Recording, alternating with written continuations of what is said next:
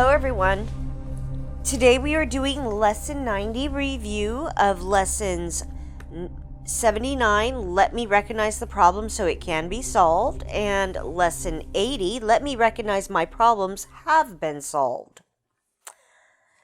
And we will be doing the correlating chapter text of Chapter 9, The Acceptance of the Atonement, Section 1, The Acceptance of Reality. Let us begin. Alex? 1. Fear of the will of God is one of the strangest beliefs the human mind has ever made. It could not possibly have occurred unless the mind were already profoundly split, making it possible for it to be afraid of what it really is. Reality cannot threaten anything except illusions, since reality can only uphold truth. The very fact that the will of God, which is what you are, is perceived as fearful, demonstrates that you are afraid of what you are. It is not then the will of God which you are afraid, but yours. Wow. Thank you. So what it's alluding to here, folks, is that we were already down the path of judgment and choosing separation when we chose to believe that we should be afraid of God and afraid of the will of God. How many of you out there were raised to believe that God was an angry, vengeful God that was going to smite you down? I know I did. That's what I was taught growing up. And it's pointing out that the mind was already profoundly split when we chose that fear. And that if you really choose to look within at this stuff, reality cannot threaten anything but the illusions that we've been taught. Reality frees us from the illusion.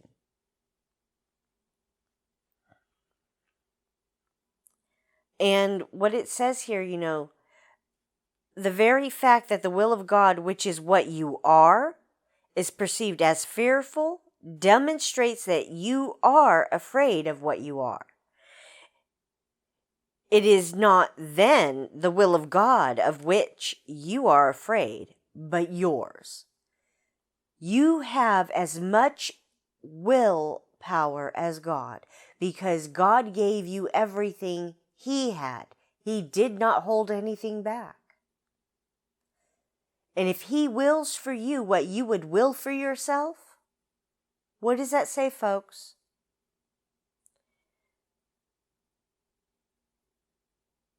That you are the one in control and have all the power right now. And it's your own power to create, to manifest, to choose for yourself and be responsible for your own choices that you are afraid of.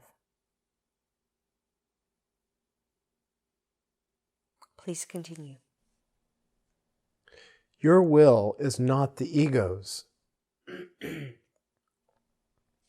And that is why the ego is against you. What seems to be the fear of God is really the fear of your own reality.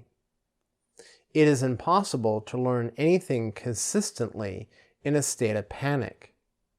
If the purpose of this course is to help you remember what you are, and if you believe that what you are is fearful, then it must follow that you will not learn this course. Yet the reason for the course is that you do not know what you are. Exactly. You have no idea what you are, because what you've been taught is anything but the truth. And we've been taught the ego thought system, and the beliefs of the ego thought system has you twisting and turning and jumping through hoops, seeking here, seeking there, always outside of you, and never finding what it is you're seeking. And as it's stated there in the first sentence, your will is not the ego's. They are two separate things, folks. Your will is what has you choosing to follow the ego.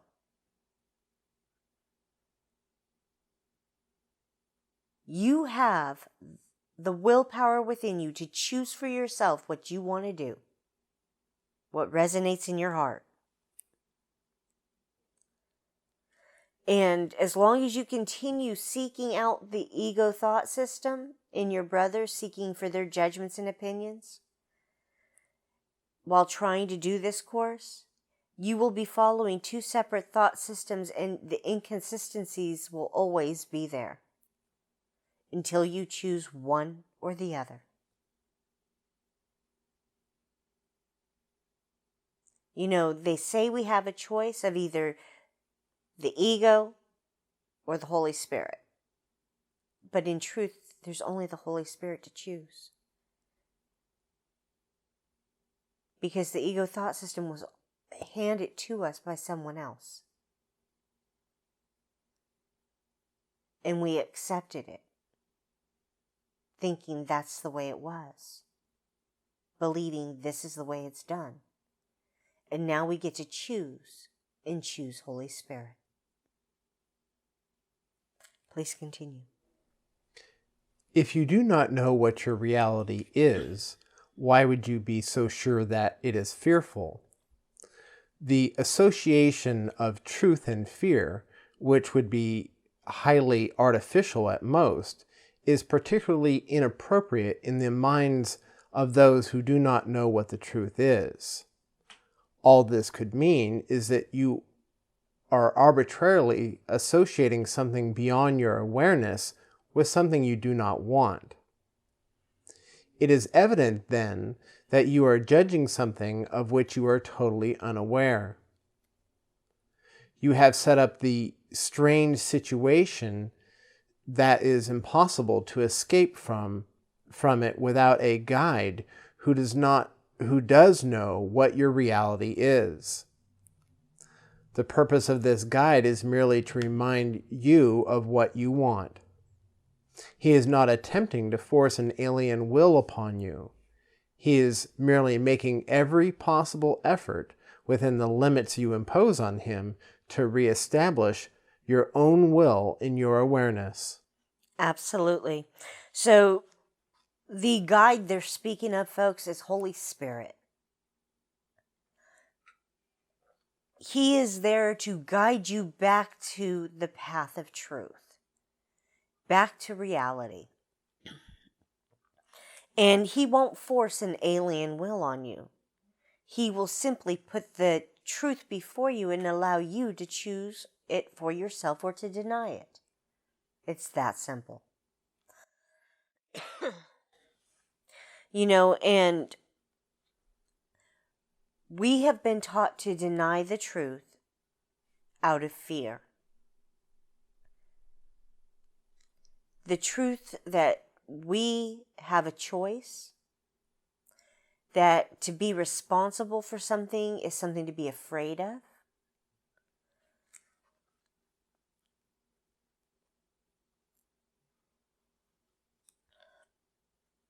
When we are experiencing things, and if it's something that's unknown to us that we've never experienced before,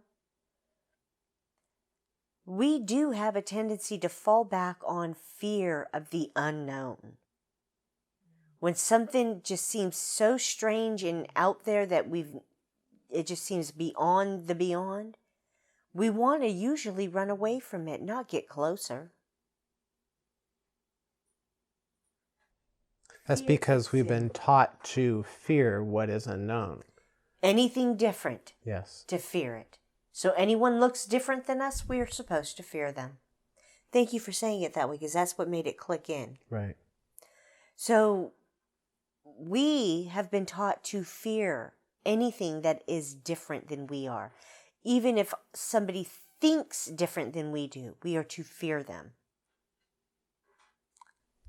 Stranger danger. Yes. Now, there's merit to that stranger danger. Yes. But 9 times out of 10, it wasn't the stranger I had to be afraid of. It was the people I knew. Please continue. You have imprisoned your will beyond your own awareness, where it remains, but cannot help you. When I said that the Holy Spirit's function is to sort out the true from the false in your mind, I meant that he has the power to look into what you have hidden and recognize the will of God there. His recognition of this will can make it real to you because he is in your mind, and therefore he is your reality.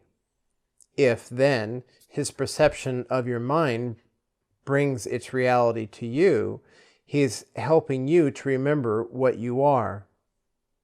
The only source of fear in this process is what you think you will lose.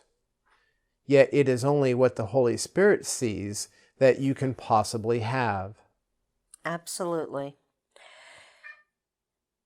You know, what they're talking about here, folks, about you've imprisoned your will beyond your awareness. It's talking about how you have been trained to blindly follow and believe whatever is being placed before you, to never question anything, to believe that you have no choice to choose for yourself what resonates in your heart. And because you have chosen to blindly follow those around you that say they have authority, to blindly believe the judgments being handed to you by those around you, you imprison yourself in, hide your own awareness of your own will from yourself in those moments. That's what it's talking about. Every time you look out there in the world to someone else and ask their opinion and their judgment on something regarding you, your personal self, your choices you need to make, you are handing away your free will to someone else, allowing them to make the choices and decisions for you. And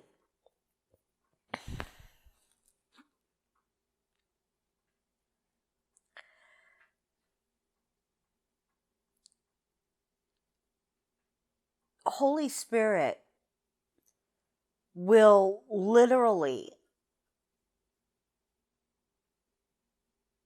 wait for you to ask, because he cannot force these truths on you. The more pain and suffering and conflict you feel inside, each time a pattern repeats itself, each time that thing comes up like that, that's an opportunity for you to look within and say, okay, Holy Spirit, what the hell am I doing here? And ask for the correction. And it's only when you choose to do that that he will be able to sort through all this shit that you're thinking and believing in those moments and show you the truth of what is the truth. This is where that will comes in, folks. You got to be willing to look at what he's putting before you and to question it.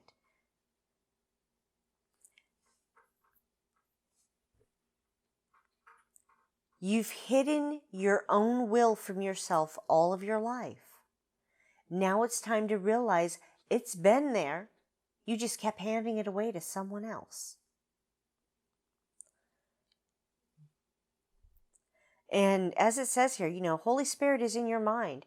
The moment you turn inward and start questioning, and asking for the truth and asking for the corrections, He will step up and show you those truths. And because His perceptions are there, once He shows you those truths, there's really no going back, folks. Once you know the truth, it's going to keep playing in front of you, but you're not going to be able to keep choosing the same shit because you're going to understand that shit hurts too much. You're not going to have much of a choice but to let it go. I know that's how it's been working for me.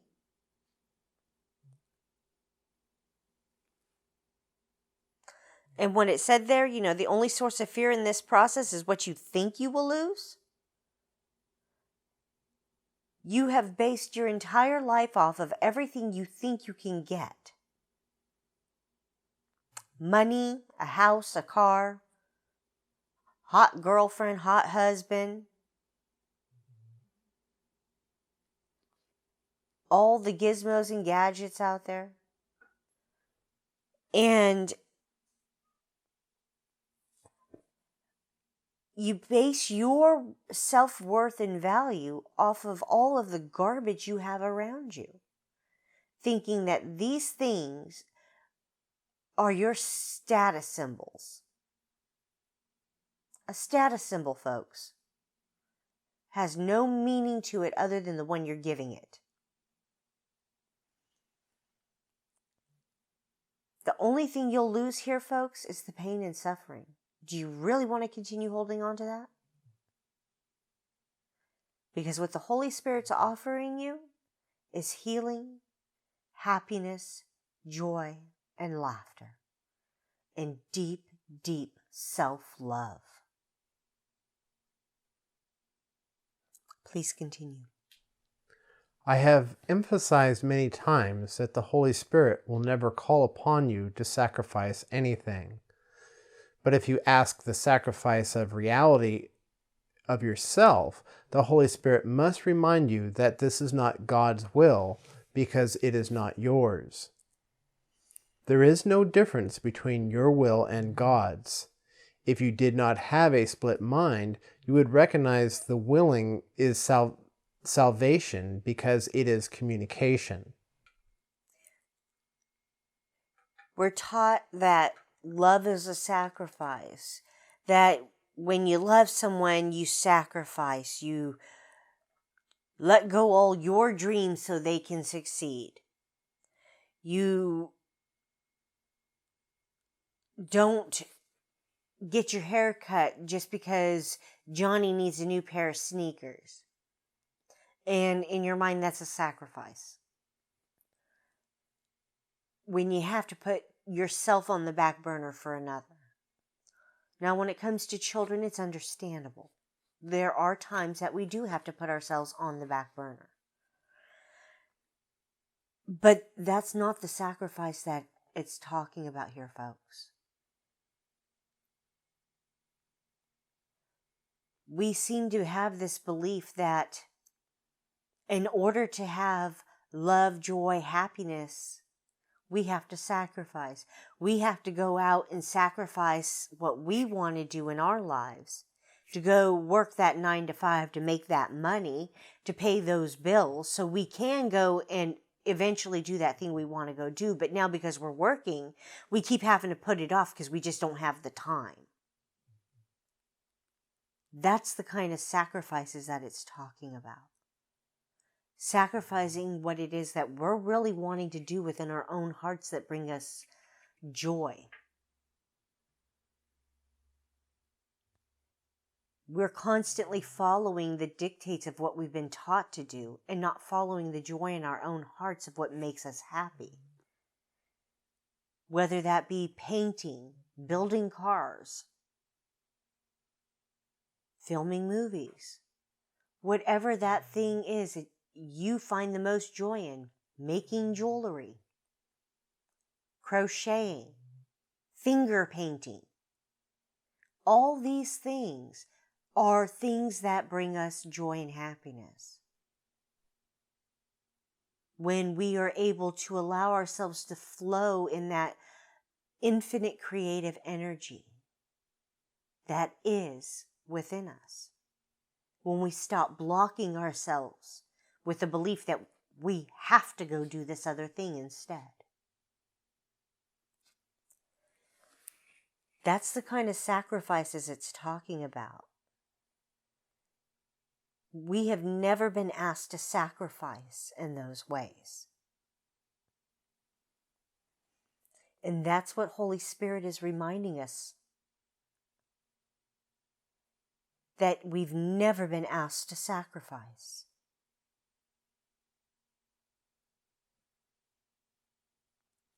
Please continue. It is impossible to communicate in alien tongues. You and your Creator can communicate through creation, because that, and only that, is your joint will. A divided mind cannot communicate because it speaks for different things to the same mind. This loses the ability to communicate simply because confused communication does not mean anything. A message cannot be communicated unless it makes sense. How sensible can your messages be when you ask for what you do not want? Yet, as long as you are afraid of your will, this is precisely what you are asking for. Yeah. It's true. When you are following the ego mindset and trying to follow the Holy Spirit, when you extend out distortions. Distortions of the truth of how you perceive yourself. Blah, blah. And it's only when you choose to go within and join your will with Holy Spirit's and heal yourself first, gain the clear understanding of the lessons that you are needing to learn, and take those in to yourself first before you try extending them out. Because until you truly understand them, it's a distortion because you're still picking and choosing what it's all for. And as it says here, a divided mind cannot communicate. All it does is communicate confusion. It's like, how much pain and suffering did we get when we were following that first teacher because all they were teaching was confusion? Well, everything is for our benefit. Yeah. And by experiencing what we experienced by a false teacher, it gave us the ability to recognize other false teachers. Absolutely. So I feel that it was absolutely necessary for me to go through that learning experience. And that's how I see it, as a learning experience. Absolutely. Yeah.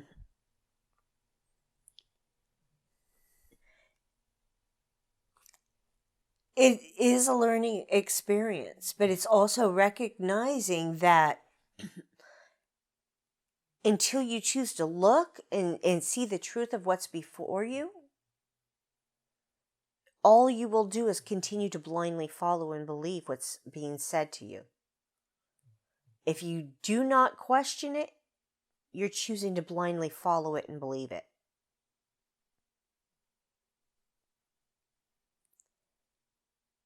Even a simple, is this true?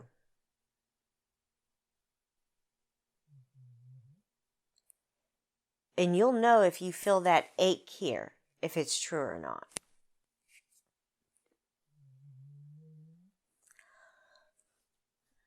All right. Please continue. 7. You may insist that the Holy Spirit does not answer you, but it might be wiser to consider the kind of questioner you are. You do not ask only for what you want. This is because you are afraid you might receive it, and you would. That is why you persist in asking the teacher who could not possibly give you what you want. Of him you can never learn what it is, and this gives you the illusion of safety. Yet you cannot be safe from truth, but only in truth. Reality is the only safety. Your will is your salvation because it is the same as God's. This separation is nothing more than the belief that it is different. Reality, an illusion. The separation is nothing more than the belief that it is different. That your will is different than God's. Absolutely. And if you think about that, folks, they keep talking about reality here. That reality is the removal of the illusions that you've been taught. Once your illusions fall away, you see the reality around you. The world does not change, folks. Your perceptions of it does. Yes, see, our will has never changed. We just followed the wrong teacher. Bingo. And that's what this is all about. Mm-hmm. Following the right teacher. Exactly. And that's part of what it is that we have been doing, is following the wrong teachers. And once we choose the right teacher, we step into reality. We willingly choose to step into reality, which means accepting our responsibility for our choices, which means looking within at what it is we are choosing to do in any given moment, and asking for guidance in those moments as to what it is He would have us do. He being Holy Spirit, God, and Jesus. All right, please continue. No right mind can believe that its will is stronger than God's. If then a mind believes that its will is different from His, it can only decide either that there is no God or that God's will is fearful. The former accounts for the atheist and the latter for the martyr who believes that God demands sacrifices. Either of these insane decisions will induce panic because the atheist believes he is alone and the martyr believes that God is crucifying him. Yet no one really wants either abandonment or retaliation, even though many seek both. Can you ask the Holy Spirit for gifts such as these and actually expect to receive them? He cannot give you something you do not want. When you ask the universal giver for what you do not want, you are asking for what cannot be given because it was never created. It was never created because it was never your will for you. Yeah. You know, what it's speaking of there, folks, about how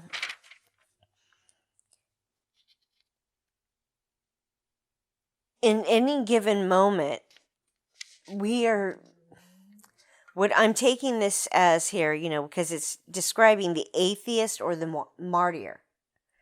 And in all honesty, in any given moment, all of us are either the atheist or the martyr. We believe we are here all alone and that God has abandoned us, or we believe that God is trying to crucify us, kill us. We are living both of these,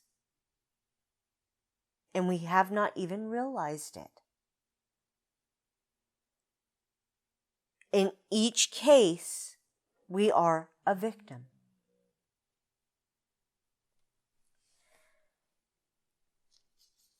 And both of them seem to believe that our Father demands sacrifices of us.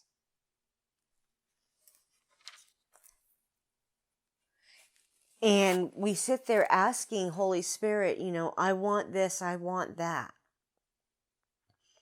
I need this, I need that. I need more money, I want more of this, I want more of that. And yet none of that shit has ever given us any happiness or joy. Fleeting, maybe, for a few moments. It's like when you get your paycheck, you feel, all kinds of joy and happiness.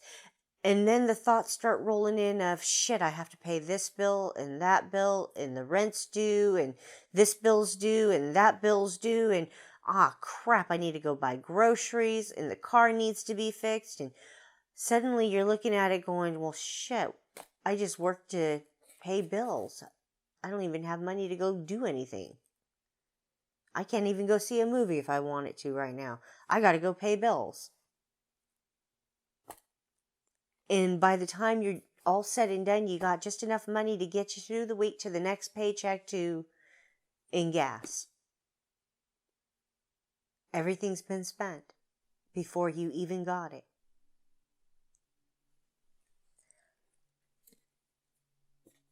And it doesn't bring us happiness. It doesn't bring us joy. We keep asking and asking and asking, please let me get this job. Please help me get more money. Please, please, please, please, please. And yet even when we do get those things, it's fleeting. We think those things are going to be the answer to everything, and they're not. Because we're constantly still seeking out there in the world. The form changes, people, but the substance is the same. And as you go within and look at this shit that you've been taught to think and believe and all the things you've experienced, you will begin to see how the form has changed, but the substance has stayed the same. Alex. Ultimately, everyone must remember the will of God, because ultimately everyone must recognize himself. This recognition is the recognition that his will and God's are one. In the presence of truth, there are no unbelievers and no sacrifices.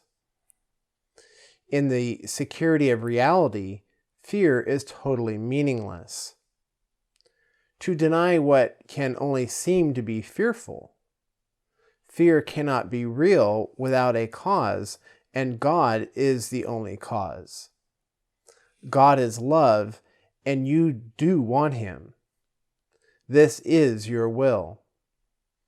Ask for this, and you will be answered, because you will be asking only for what belongs to you. Yeah. Ultimately, you have to remember that the will of God is yours. It always has been. It's been within you, sitting there waiting for you to claim it. And it's not until you choose to claim that, recognize it and claim it, and become one with it, that the healing will occur.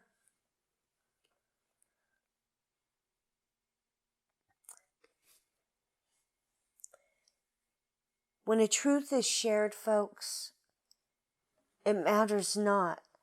Those who believe it or not, it does not matter. The truth is the truth. They will hear it. It will resonate.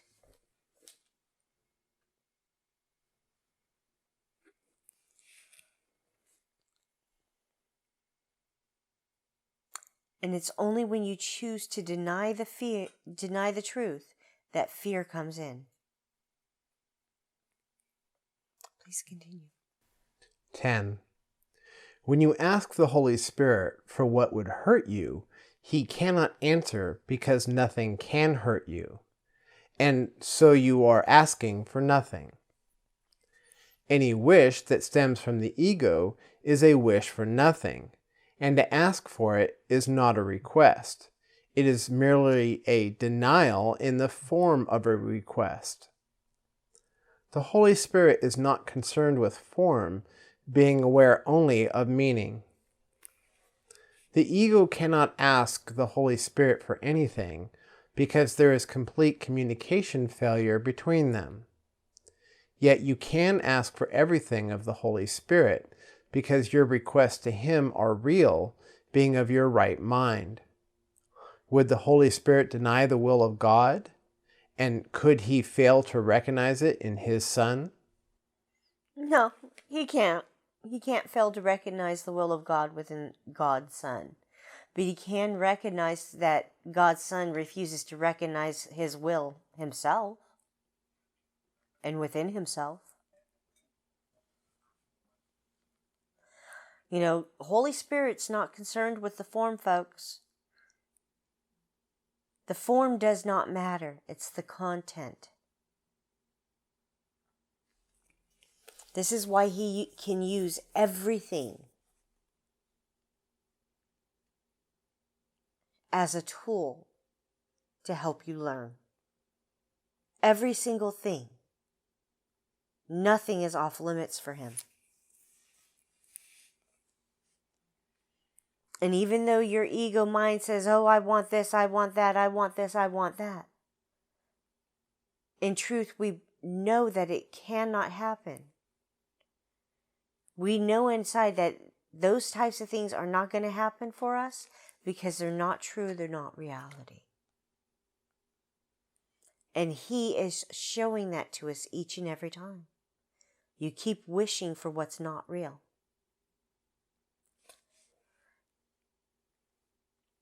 Please continue. 11. You do not recognize the enormous waste of energy you expend in denying truth. What would you say if someone who persists in attempting the impossible, believing that to achieve it is to succeed? Let me read that one more time. What would you say of someone who persists in attempting the impossible, believing that to achieve it is to succeed? The belief that you must have the impossible in order to be happy is totally at variance with the principle of creation. God could not will that happiness depended on what you could never have. The fact that God is love does not require belief, but it does require acceptance. It is indeed possible for you to deny facts, although it is impossible for you to change them.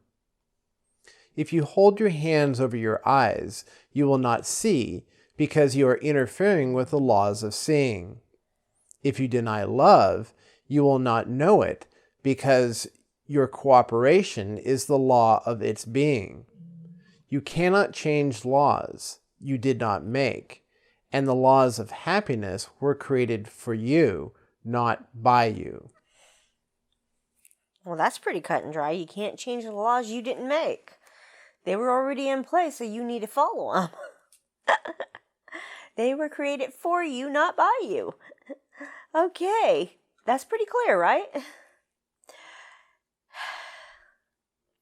It's true, we don't recognize the amount of energy we expend in denying the truth. And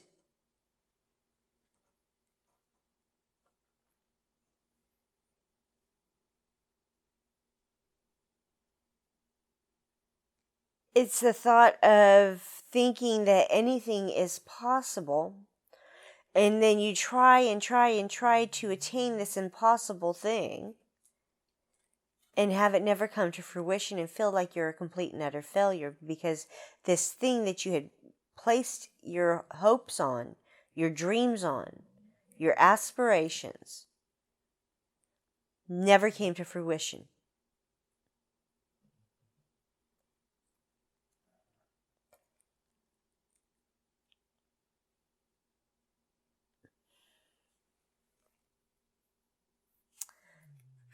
It's those kinds of things that create that tail-spinning spiral down into the depths of depression and hell. It's those kinds of things that seem to have us looking for a way out. of this life, this reality, looking for a way to end it all. That constant feeling of failure, not understanding why we can't seem to succeed at all these things that we're told we're supposed to do. And not recognizing that the things that have been placed before us are impossible tasks. They're not meant to be accomplished. They're meant to trip you up and have you falling flat on your face again and again and again until you give up and stop getting up and trying. Please continue. 12. Any attempt to deny what is must be fearful, and if the attempt is strong, it will induce panic. Willing against reality, though impossible, can be made into a very persistent goal that even though you do not want it, willing against reality, though impossible, can be made into a very persistent goal, even though you do not want it. But consider the result of this strange decision. You are deceiving your mind to what you do not want. You are devoting your mind to what you do not want. How real can this devotion be? If you do not want it, it was never created. If it were never created, it was nothing. Can you really devote yourself to nothing? I was just thinking about that. Devoting myself to absolutely nothing. You know, that it would drive me insane. That sounds like some of these spiritual teachers where they talk about trying to not to think, trying not to do anything, just be. Yeah. Yeah, that's insanity. Yeah, it's an impossible task. Well, it's denying what's true, what's there. It's denial of what is. Well, and it's putting a judgment on thought, like there's something wrong with thought. Exactly. Yeah. And what they don't realize is the Holy Spirit is right there in our thoughts, waiting for us to turn to Him. What they don't realize is the universe is mental, not physical. True. What he said.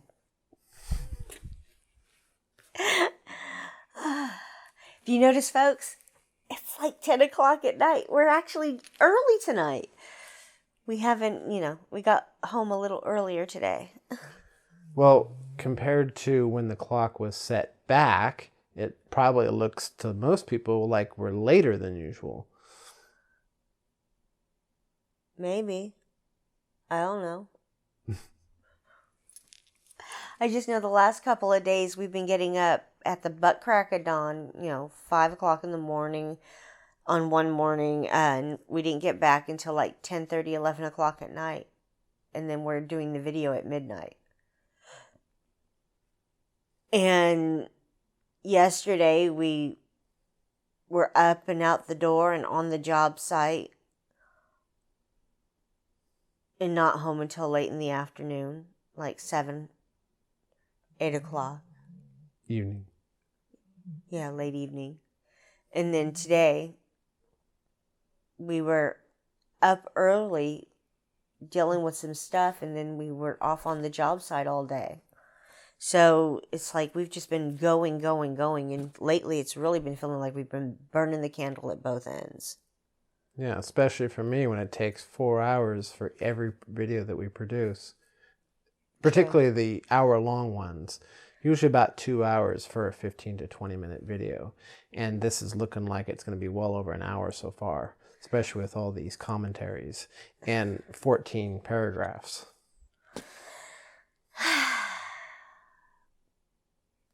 And there you have it. What he said. All right. So we are constantly denying ourselves, denying God, denying our brothers. And every time we deny, we go into fear. We go into conflict.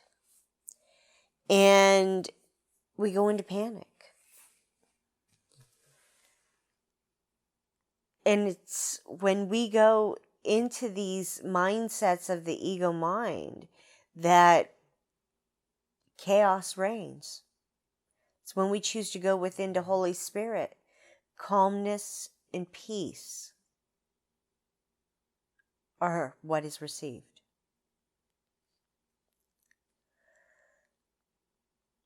It's like the more you do this work, the more you begin to ask yourself, do I really want to keep going into the insane chaos of the ego mind? Or do I want the peace and serenity of Holy Spirit? There really is no choice there, folks. You really don't want to devote yourself to ego anymore when you come to those understandings. It's no longer desirable. Please continue. 13. God, in his devotion to you, created you devoted to everything and gave you what you are devoted to. Otherwise, you would not have been created perfect. Reality is everything, and you have everything because you are real. You cannot make the unreal because the absence of reality is fearful, and fear cannot be created. As long as you believe that fear is possible, you will not create. Opposing orders of reality make reality meaningless, and reality is meaning. Yeah. Reality as it truly is everything. And it's recognizing that everything has a purpose in its being in that moment. Past that, not so much. In that all the things that we want to make real in our own minds, all these storylines that we put up in our heads, that he did this, she said that, and they're doing this, and blah, blah, blah, blah, blah. None of that's real. None of it's possible. It's all in your head. And it's meaningless. The only one giving it meaning in that moment is you.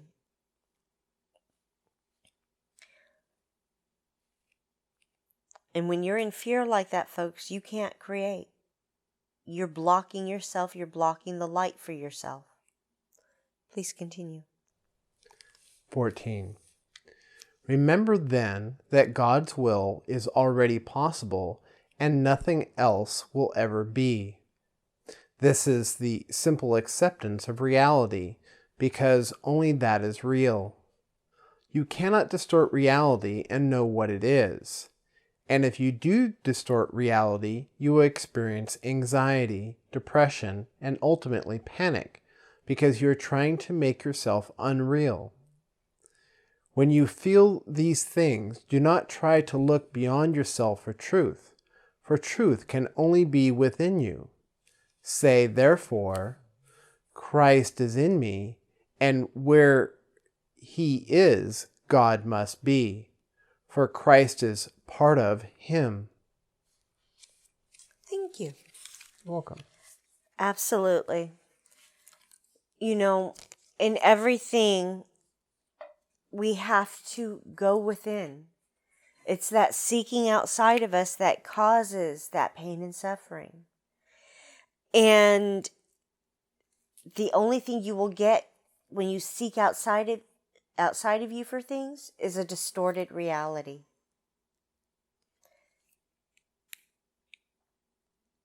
And as it says here, and if you do distort reality, you will experience anxiety, depression, and ultimately panic, because you are trying to make yourself unreal. All right, that was chapter 9, the acceptance of the atonement. Section 1, the acceptance of reality. Let's move on to the lesson of the day. Review lesson 90, Alex. Review lesson 90, lessons 79 and 80. Lesson 79, let me recognize the problem so it can be solved. Let me realize today that the problem is always some form of grievance that I would cherish. let me also understand that the solution is always a miracle which I let the grievance be replaced. With which the grievance I let be replaced. Today I would remember the simplicity of salvation by reinforcing the lesson that there is one problem and one solution. The problem is a grievance. The solution is a miracle. And if I invite the solution to come to me through my forgiveness of the grievance and my welcome of the miracle that takes its place.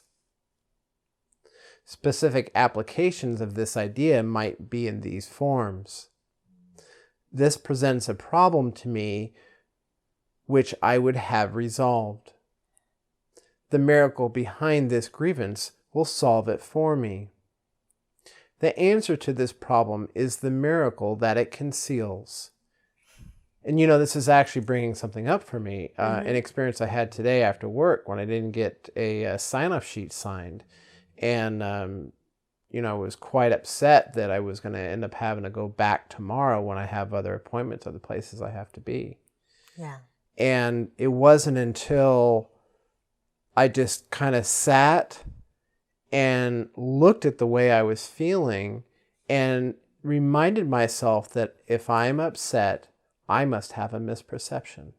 Holy Spirit, please correct my misperception. Yes. And after I did that, the thought came in my mind that, yes, I might have to go back, but I can always try to send my paperwork that I have and say, hey, this happened and I wasn't able to get it. Do you guys need me to go back? And the result was a miracle that I was told, you're good. You don't need to you don't need to worry about going to get that signature. Yeah. Yeah. It's like when it comes up, take a moment to simply sit in silence and look at it, question it. Recognize if you're upset that you have the misperception. And as Alex just said, you went within and you said what? If I am upset, I must have a misperception. Mm-hmm. Holy Spirit, please correct my misperception. Yes. And when you ask, the answer is given. Yes. You gotta ask, folks. I sound like a broken fucking record, but it's the truth. You have to ask. You can't just assume that the answer's going to be given to you. You have to ask. It's not until you do that the answer is given. And thank you, dear. That was a beautiful example of what it's talking about. The next one, please. Review lesson 80. Let me recognize my problems have been solved. I seem to have problems only because I am misusing time. I believe that the problem comes first and time must elapse before it can be worked out. I do not see the problem and the answer as simultaneous in their occurrence.